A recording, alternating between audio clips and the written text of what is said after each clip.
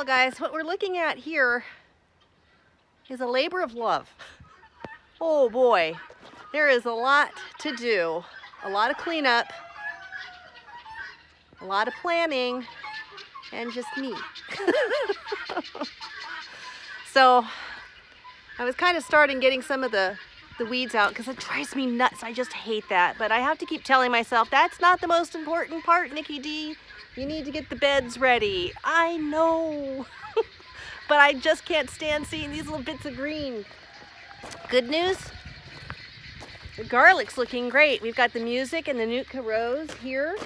Half the planter over there, and I'm going to plant the other half later this week with some carrots and radishes.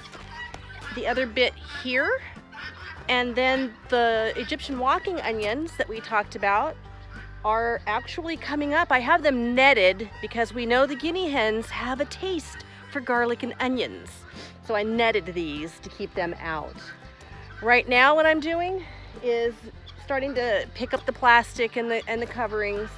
I'm starting to redo tarp here where you see all this grass coming in. That's all going to get the feed bag tarps that I showed you, that I save all the feed bags and use them as a covering to keep it like a weed barrier, because heck, we paid for it, why throw it away?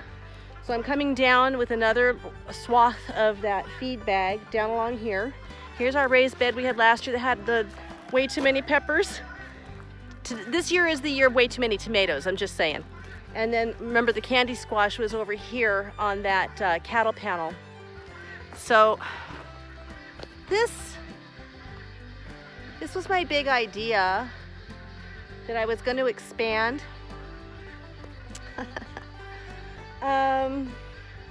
I'm still looking at trying to fit that in. I'd like to. I don't know. What I do know is I want another 5 raised beds back here just next to the potting shed that we have there, because as you get older the raised beds are lovely. This not so much. And if I could have raised beds all the way, I don't know if you can see, but our thought is to plant all the way out there where that yellow tomato cage is.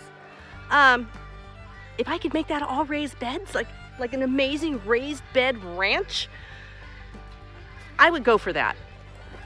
But for right now, this is my consideration this year. Hopefully Sam can find some time to come and help me get this also fabric landscape down, keep the grass out, do the holes like we did last time and fill them with the dirt and the compost, because everything grew really well. And this year I made sure to have enough watermelons, enough melons, period, tons of tomatoes.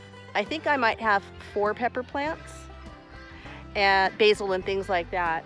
And I want all the vining stuff out here to go that way. So the 3 types of pumpkins I'm starting, the Jaharadale, the Big Max, and I forget the Chioga. I apologize, I'm saying it wrong.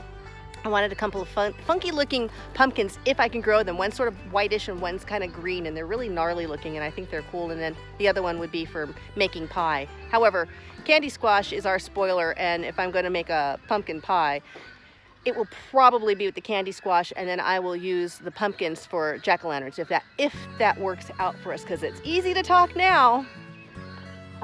But that's sort of the plan. More cattle panels to grow the tomatoes along. I have 3 different varieties of cucumbers going.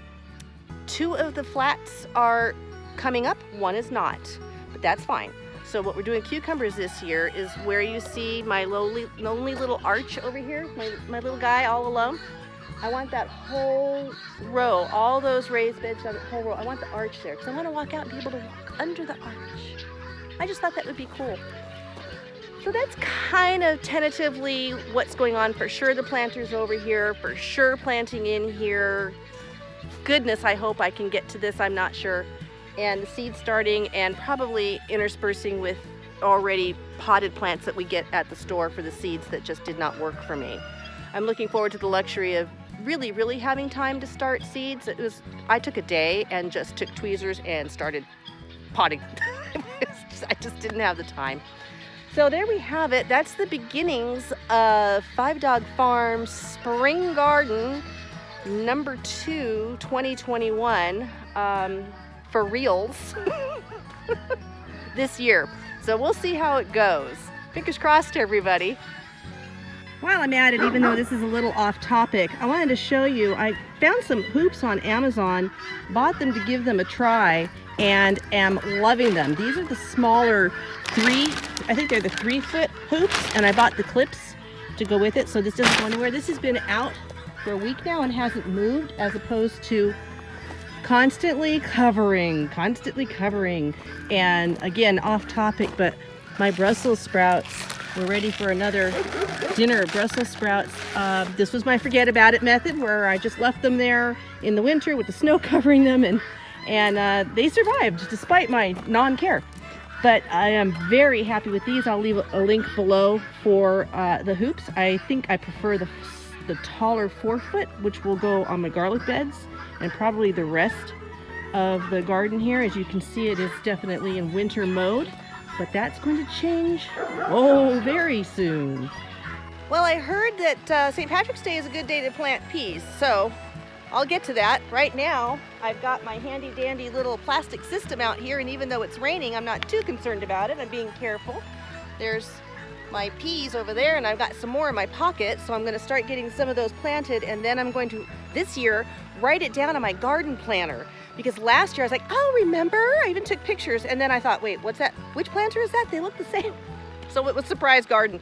Hopefully not as many surprises this year, but I'll tell you, it's kind of nice being out here in the rain. It's not too bad, and at least I know the garden's getting watered. I've even got some cuties in here from last year. Let's see how this one looks. Oh my God, aren't those adorable? I think those are the little finger I planted last year. I love it. Remember my Swiss chard bed? Well, there it is. And there's one of the roots that came out of it. That Swiss chard was crazy. For any of you who are interested in planting Swiss chard, it was the Bright Lights variety, and it was prolific. It fed us, well, it was just too much. We could not eat all of it. I had 6 plants. I'll do less this year, although I potted quite a few to start seed starting. This time I'm doing the seed starting. I'm not buying it to transplant. So I thought I'd give it a shot because it grew so well for me. But it was crazy. We loved it. The donkeys loved it. I think one of our favorite ways to use it was in a wilted spinach salad. You know, it's like the one with the hot bacon dressing, but instead of spinach, because I'm not a big fan of spinach, I substituted the Swiss chard, and it was phenomenal. So if you're looking for an easy to grow, at least here in zone 6A, veggie that will grow through frost and anything else you can throw at it, give Bright Light Swiss chard a try. So a bolt of lightning and a clap of thunder went off, and that's telling me it's time to take this party inside. But I had to show you before I went in. Look at the beautiful hyacinth. Mr. Blue Jeans gave me that last year, and just for fun, I stuck it in one of the beds, and I'm so excited that it came up. I'm gonna have to show you our daffodils. Not now, because I'm going in. Over here, I put some carrot seeds in. We should be getting little finger, scarlet horn. I think that's the only 2 I put in right now. And then our Egyptian walking onions. This I want to talk about a lot this year.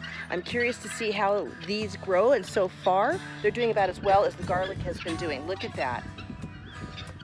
They are growing nicely. We have a lot of these. So my thought is maybe down the road, just kind of putting it out on the farm and having it grow like the wild garlic that we have growing around here. If you didn't see the YouTube video on that, check out the channel. I've got a video on how to tell the difference between wild onion and wild garlic. I put some more of those walking onions here because I just sort of wanted them to spread out and get an idea of how they do in the not so great soil that we have here on the ground. Anyway, just a quick catch up, you guys, to see what's going on. Springtime is definitely here, and the garden is going to be running me over before I know it.